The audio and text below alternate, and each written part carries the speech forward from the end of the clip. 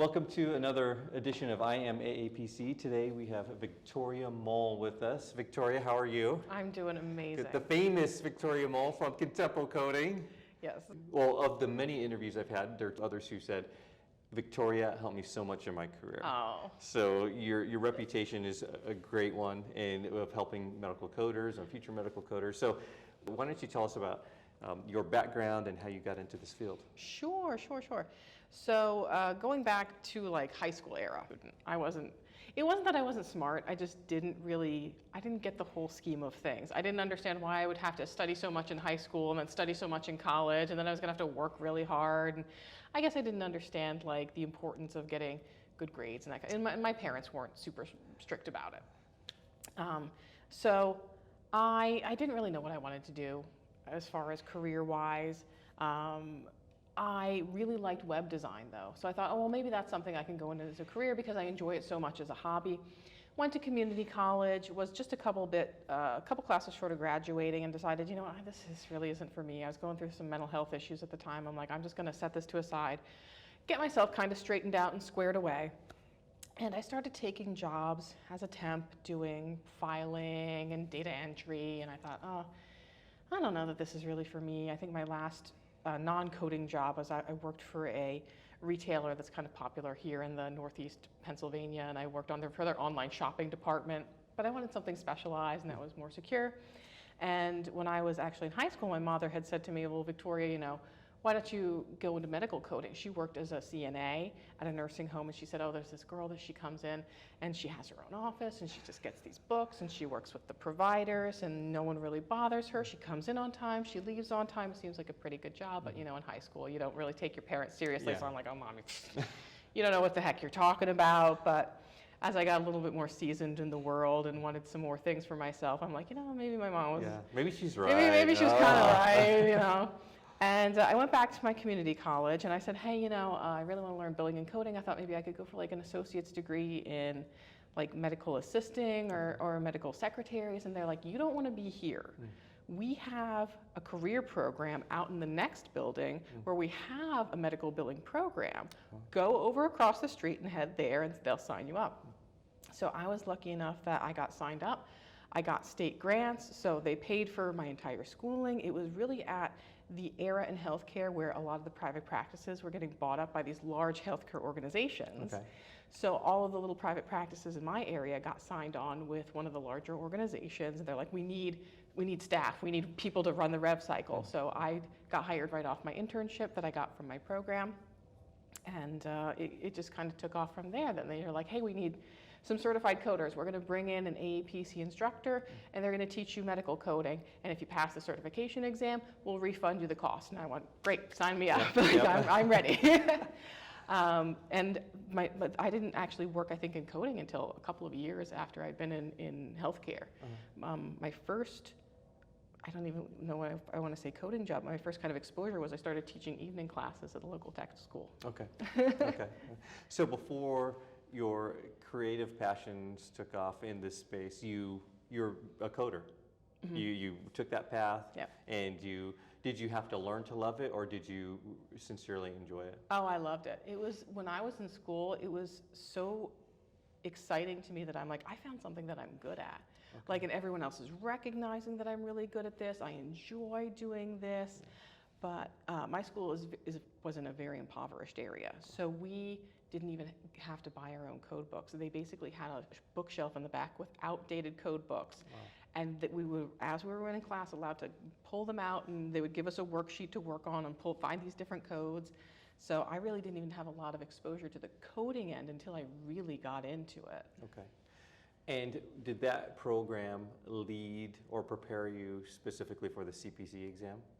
That was more so medical billing. Oh, okay. But then the AAPC instructor helped us prepare specifically for the CPC exam. So was there an AAPC instructor came into the program at a different time, or did you go? At my employer. Okay. So my employer there we go. Brought them in, and we went after employee hours, and a whole bunch of us went and sat there and went through our CPT books and learned all about, and that was back when it was 5 hours and 40 minutes for the exam, and I had to drive out to Hershey, PA, and take it at their institute. So was that a requirement from your employer to get CPC certified? It wasn't a requirement, but they definitely needed some coders on board and could see that they would need additional staff that knew coding. But it wasn't like a switch then, like, oh, okay, now you got your certification, now you're a certified coder, here's your job, here's a pay increase. Yep. I think I maybe got like a slight increase, like they maybe put me from like charge entry specialist 1 to charge entry specialist 2, and I got, a couple 0.5% raise or something. But that was the big first stepping stone that I went from charge entry, I went to accounts receivable, then I moved organizations and went over and got a coding job in coding for hospitalist services, so a lot of inpatient E&M stuff. Was your exam and preparation for medical billing as difficult as medical coding? I think the medical coding was a lot more difficult, a lot more intense, and it was nice to finally have access to my own books. Then I got to have my own CPT book and my own fixed books, and I'm like, oh, this is a lot more intense than the little bit of exposure that I had during my schooling, like having to understand all of the different guidelines, and it was a lot more in depth. At some point, you thought I could teach this, and I want to share dive into my passion for education more. Yeah, so when I was preparing for the exam, my instructor, no offense to her, but the material was very dry back then. It was like slides and speaker notes, and the classes themselves were like, okay, and here's what's on this page of CPT, and here's the next section, and here's the different code ranges, and I'm like, my gosh, like I know this doesn't have to be that dry, and I would really like at some point in time in my career to teach this and make it a little bit more engaging and a little bit more relatable. Okay. And how long were you in that first position for? My first position in charge entry, I was in there for maybe, 2-3 years. Okay, all right. That was a good start then, a good foundation. It was good. Yeah. And where did that lead next? So I did charge entry, and my charge entry position, I'm literally sitting at the computer all day. Here's my super bills that are all scanned in. Here's my practice management system, just typing those all in.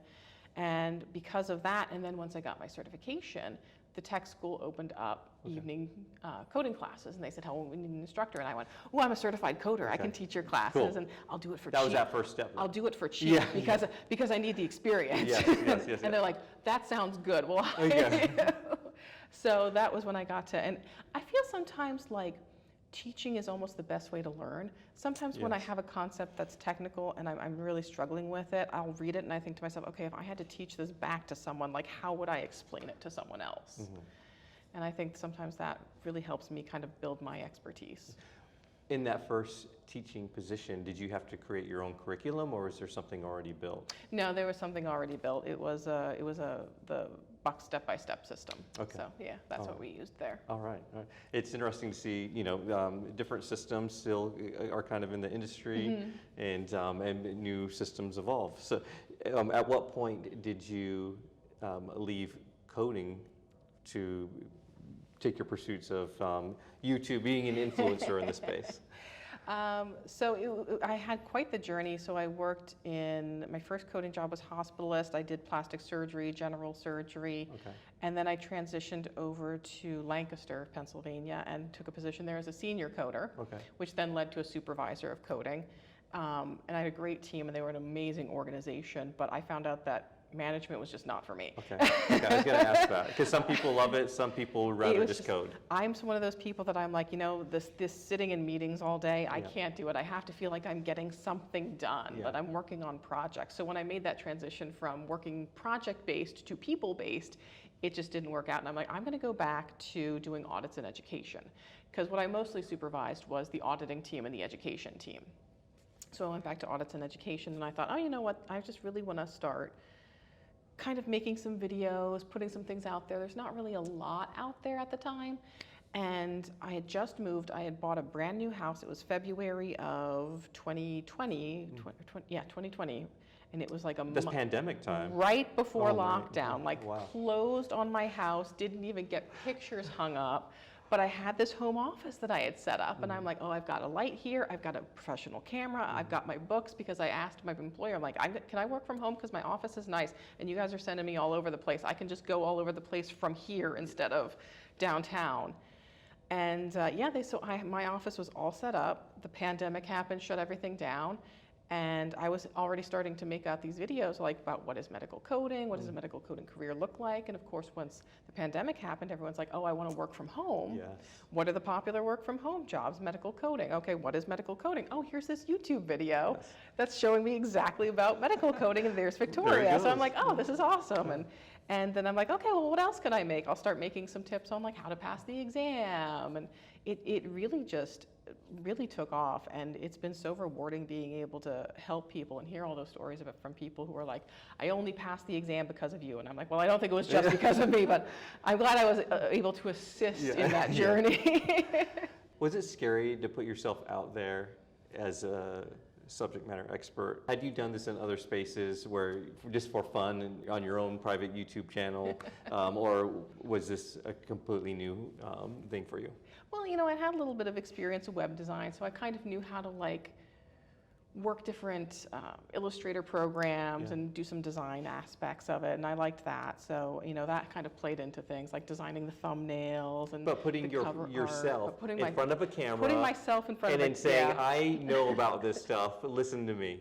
You didn't say it like that, but no, you know where I'm going. But the nice thing was I've always kept a good profile, a good portfolio of things that I've been doing. I was always very active in my local chapters. You know, the Reading chapter, we didn't have one for a while, and then I just got this email, hey, we'd like to start a chapter in Reading, Pennsylvania. Who wants to, you know, build this chapter? And I said, sure, I'll come. And they're like, okay, well, we need at least 4 or 5 officers, and there's only 4 or 5 people. And I'm like, well, I guess I'm going to be an officer of the chapter now. Okay.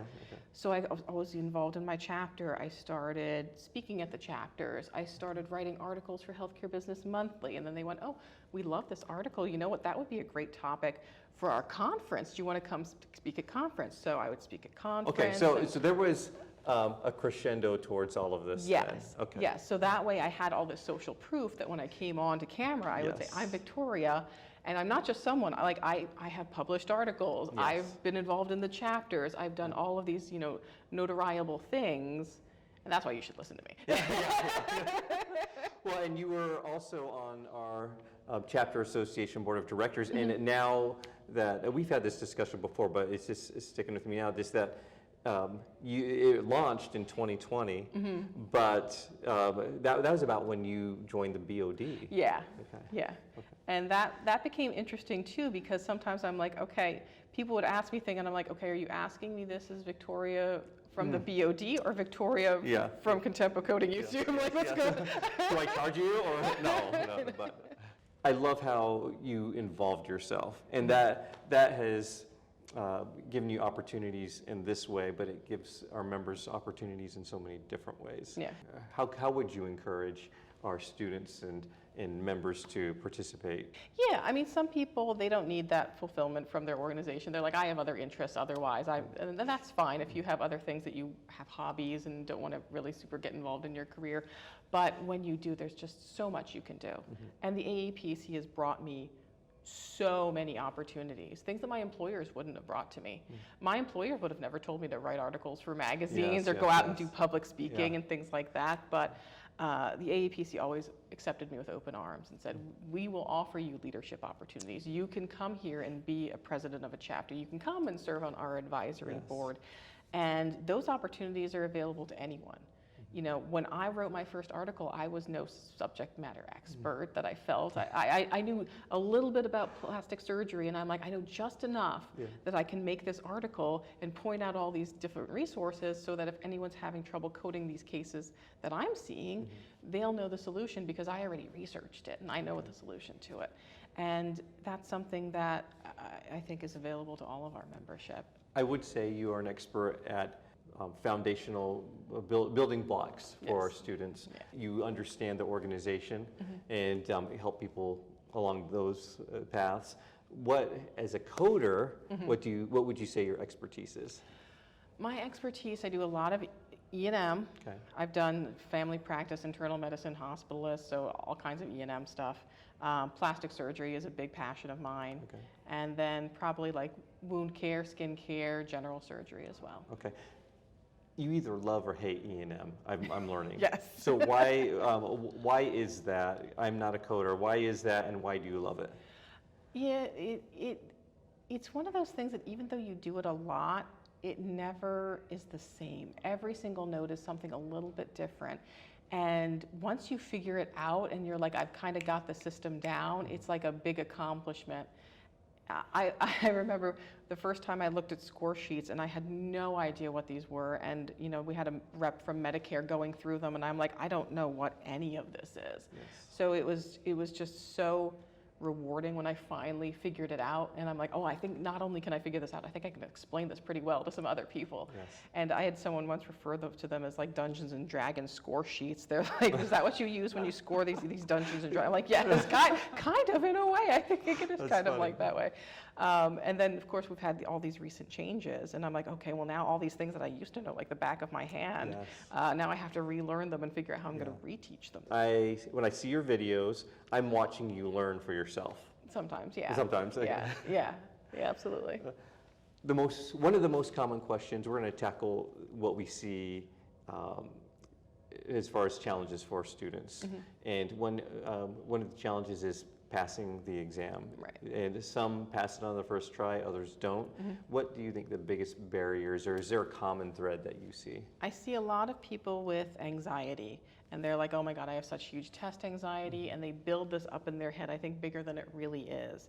And I'm so thankful and so grateful that now we have these amazing practice exams that the AAPC has put up, that they look and feel just like brand the actual new. exam. You've got a video on that. Yes, I do. And I'm like, so that you can see, and you lose a little bit of that anxiety now, because now you've got a little bit more comfort. You're like, oh, I know where the calculator is. I know where this is. Yes. And I know what to be prepared for and how I'm going to set everything up and what it's going to look like. So that, I think, has brought a lot of people down, kind of knowing what that's like. Okay. Process of elimination is a big one. Sometimes you can kind of look at those 4 options and go, okay, out of these 4 options, like maybe 1 or 2 of them, and let me go back in the note and kind of look.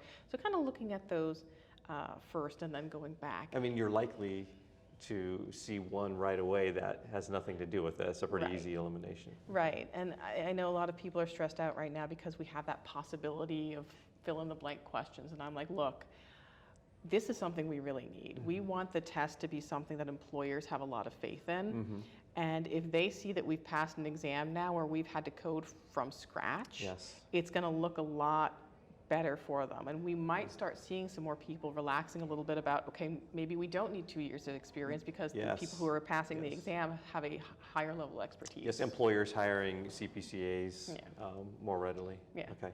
The second most common thing I think we see, and you might have some up your sleeves that I missed, but I'd say is finding that first job. Yeah.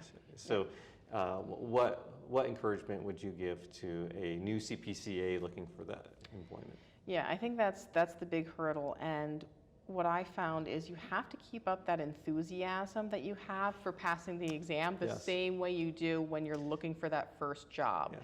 You know, the finish line isn't I passed my CPC. Yep. You have to just keep moving that end goal. So now the end goal is, okay, we'll move the point over to let's find the job. That's halfway there, right? Yeah. Passing your exam's halfway there. Yeah. Then we got this other. And you have to have a good exam or a good job finding strategy. Okay. So you have to know, okay, do I have my resume up to date? Are my credentials on there? Mm-hmm. You know, there's a lot of great resume services that are out there now that specifically for medical coders that can help draw out the things that they're looking for.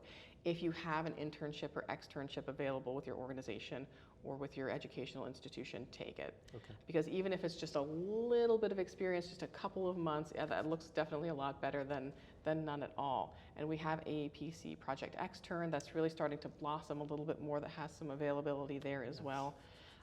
And just keep track and have those communication too with employers. If you get an interview and they say, no, we're turning you down, okay, well, why? Was it because I didn't present well at the interview? Was it something on my resume? Like, what would have made you change your mind that would have it been a yes? Yeah. Are there any others that you think, like any common roadblocks on the career path? The next thing I get is, what's the next credential should I get? Oh, yes. So, okay, now I got my CPC, yes. What's the next thing I should get? And it depends on what direction you want to go in. Maybe you've gotten into medical coding and you're like, you know what, I don't really like this. I like billing, so maybe you want to go into billing. Maybe you found out that you really love ICD-10-CM and you're like, I want to just do risk adjustment because then I only have to work in ICD-10-CM. And some people, they know that they want to get into the more complexities of it. Maybe you want to get into auditing. Well, maybe that's not going to be for a year or two now, but you can certainly start studying for that credential right now, so that when you get to that point where that auditing position is open, you're like, hey, guess what? I already got my auditing credential, so I already have demonstrated some kind of proficiency and knowledge in this area. Yes, and I feel like it could be hard if you're not in a facility where you can see many different job roles. Is conference a good place to explore different avenues? You might have an auditing session or a compliance session, and you can jump into those to see if, hey, this might resonate with me. Yeah, I think so. I think it's nice to hear some of the problem areas that are happening in each of those areas. What's going on in auditing? What kind of hurdles are we facing in risk adjustment? And you don't have to attend in person, because some of them we have these nice virtual sessions, so you don't have to even get out of your comfy pants if you don't want to. You can stay at home and check out the sessions, that's right. Or even just get involved in your local chapters. Yes. And I used to travel a lot, and I think I still do from time to time, to my local chapters, because I'm in an area where I have multiple chapters within an hour or two drive of me, so I go to Reading and Allentown and Philadelphia. This Eastern region is amazing like that. Yeah. All right, and if you're out west in Utah where headquarters is, you'll find maybe 3 chapters an hour away, but that's awesome that you explore and see what they have to offer. Yeah. Okay. Do you still have your hands in the coding world other than educating? Do you code at all these days? A little bit. It's hard because I have so many different things that I work on that it has to be almost like a micro project where it's like, okay, you need me for like a week or 2. So I'll take on little auditing projects now and then, but I really have been focusing on education, doing like auditing education and webinars, and more so that than hands-on coding like operative reports or E&M cases. So with that, what is your future, and maybe even Contempo Coding's future? What's your vision? Yeah, I think I want to keep up the channel. I've been doing a lot of great sponsorships with different organizations, talking about some of the products that they have out there and the services they have available. And I really just want to keep on the threshold of everything that's going on in the industry, and code updates and payer updates. Yes. I can't cover everything, but I'm trying to. And then also I'd like to do some more specialty webinar type stuff and specialty trainings as well. Okay, that's so awesome. Yeah. It's so great to see you again. We've seen you, I think you've been at the last 4 or 5 conferences. Yeah. And we'll see you in Orlando, yes, probably, because you are, we're going to get into this right now. So you just came back from Disney World. And when I spoke to you or emailed with you, and I said, are you coming to Orlando? And it's like, duh, yeah, of course I'm going. But you are, is that one of your passions, Disney, the Disney world? Yeah, so I'm very about work-life balance. For 2024, my big plan was to set myself a wellness plan where I make sure that I take care of like mind, body, and soul, so that not just working, but also working out. Yes. And I do a lot of fitness classes, and I read a lot. I've been reading some more like relaxing things and not just like personal enrichment where I'm constantly trying to cram things to my brain. I'm like, let's just read some pleasure reading for now. And I routinely do things like go and get massages and take breaks. I have a hot tub now. I love that. But then Disney is my favorite travel destination. Okay. And of course, Florida is a big hotbed of health information technology. They have a very big Medicare population. They're very known for a lot of the audit activities. So I have a lot of friends down in Florida that are in the industry, so I go and visit them. But they're not all Disney fans as well. So I have to separate those things. Do some separate things there. Okay, all right. Well, okay, we'll conclude with this. What is your favorite Disney movie? Oh gosh, my favorite, does Star Wars count? Yeah, nowadays it does, the last 10 years or whatever. I would have to say probably then Star Wars. Episode what? Oh gosh, Return of the Jedi. Okay. Yeah. Classic. Yeah. Okay, awesome. Thanks so much, Victoria, for being with me. Yeah, absolutely. Anytime, Alex. All right.